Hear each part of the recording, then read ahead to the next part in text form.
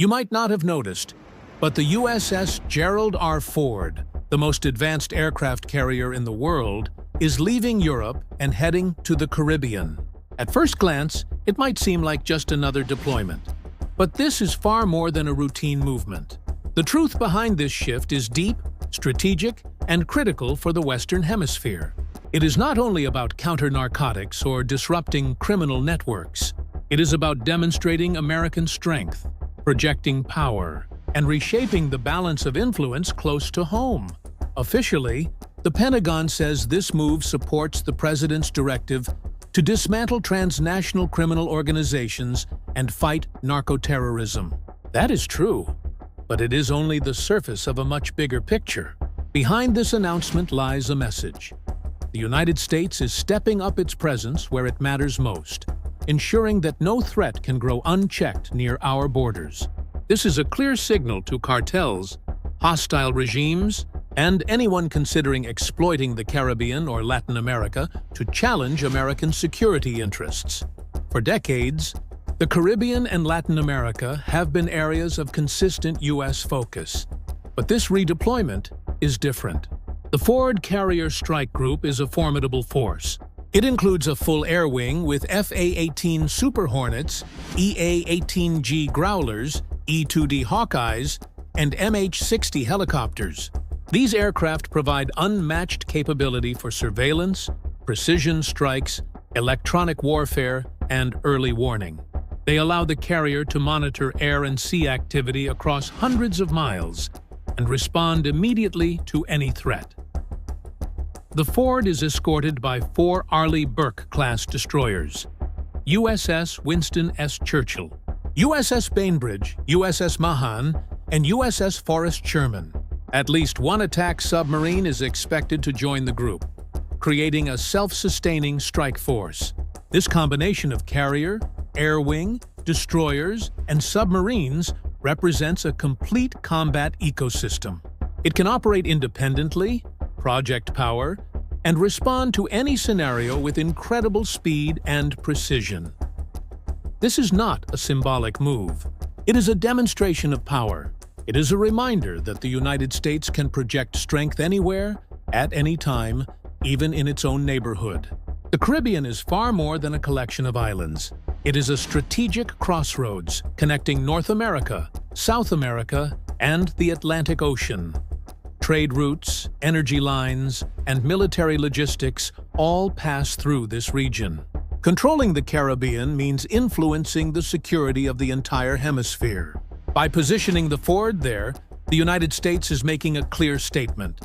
It will maintain control and deter any attempts to challenge its influence.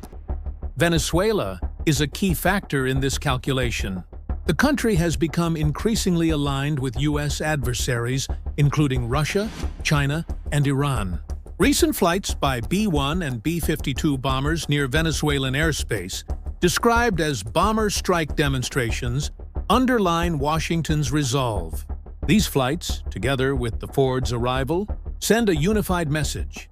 The United States is watching closely, and it is prepared to act swiftly if necessary. The USS Gerald R. itself is more than just a ship. It is a floating city of war, intelligence, and technology. It can launch up to 160 sorties per day, reaching targets hundreds of miles away on land or at sea. The carrier features the latest electromagnetic catapult system, advanced radar arrays, integrated defensive systems, and state-of-the-art communications. It is designed to operate in complex, high-threat environments while providing unmatched operational flexibility. The escorting destroyers and submarines form a protective wall around the carrier, detecting and neutralizing threats before they can approach. This combined force is capable of conducting complex missions, including maritime security, precision strikes, reconnaissance, and supporting special operations forces.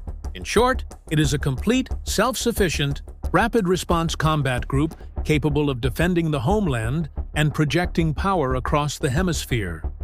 The strategic importance of this deployment cannot be overstated. The Caribbean has become a growing center for illicit activity, including drug smuggling, arms trafficking, and the movement of paramilitary groups supported by hostile regimes. The U.S. Southern Command has already intercepted dozens of vessels in recent months, but the Ford's arrival marks a new phase in these operations. This is not just about responding to crime. It is about dominating the operational environment, shaping adversary behavior, and asserting control over the region. The Pentagon emphasizes detecting, monitoring, and disrupting illicit actors who threaten U.S. security. Yet, the presence of the Ford also allows for rapid escalation if necessary.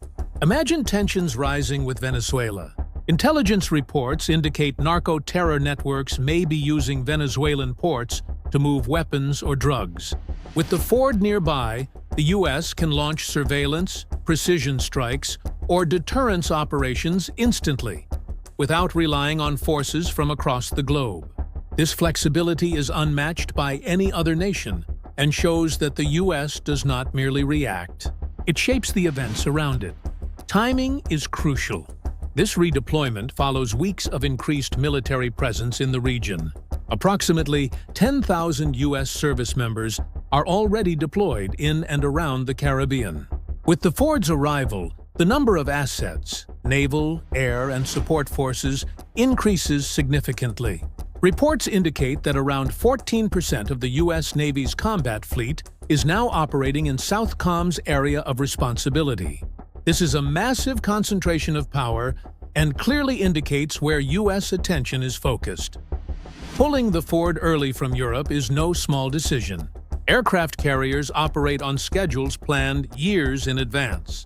Adjusting deployments mid-mission shows the high priority Washington places on this region. This redeployment sends a strong message to allies and adversaries alike.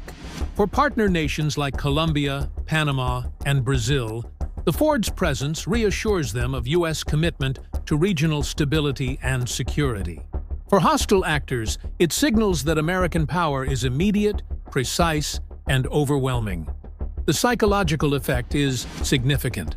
A supercarrier like the Ford does not just bring firepower. It projects confidence, stability, and deterrence. Its arrival changes calculations for anyone considering aggressive action.